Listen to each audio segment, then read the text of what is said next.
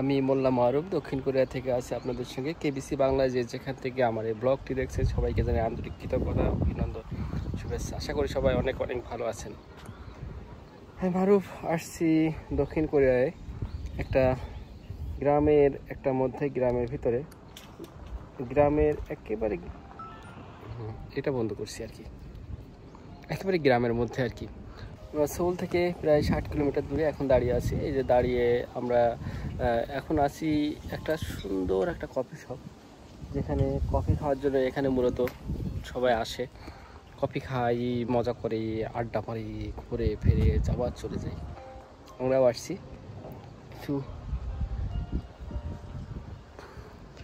আসলে দেখতে এখানকার এলাকাটা দেখতে এত মজার লাগে। আসলে আমাদের দেশে যারা আছে তারা মূলত এইভাবে কখনো ঘোরে না, কারণ ঘুরতে হয়তো এভাবে পছন্দ করে না। ঘুরতে মানে কীভাবে ঘুরবে, কোথায় যাবে হয়তো এরকম পায় না। কিন্তু কোরিয়াতে জায়গার অভাব নাই, প্রচুর ঘোরার জায়গা, প্রচুর। মানে কি বলবো ভাই, মানে এই যে দেখেন এখানে কত সুন্দর জায়গা বানিয়ে রাখছে আর কি। এই যে মানে দেখতেই ভালো লাগে, এক কথায় দেখতে অসাধারণ লাগে আর কি, অসাধারণ। এই যে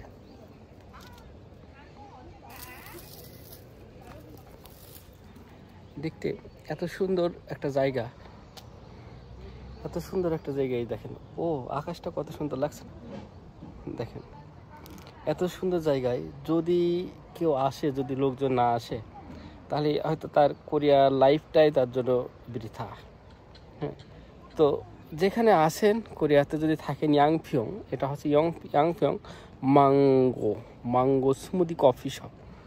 কফি শপের নামটা হচ্ছে মাঙ্গো স্মুদি কফি শপ। নামটাও যেরকম, কামটাও সেরকম, খাইতেও মাশাল্লাহ কি বলবো, খাইতেও সেরকম মজা। আর আমরা আসছি এখানে মূলত কফি খাওয়ার জন্য আসছি আমরা। দেখতে থাকেন, দেখতে দেখতে ভালোবাসা যদি আমার চ্যানেলটা ভালো লাগে, আপনাদের যদি ভালোবাসা যদি হয়ে যায়, তাহলে কেবিসি বাংলাটা সাবস্ক্রাইব করে এবং ফলো দিয়ে পাশে থাকবেন।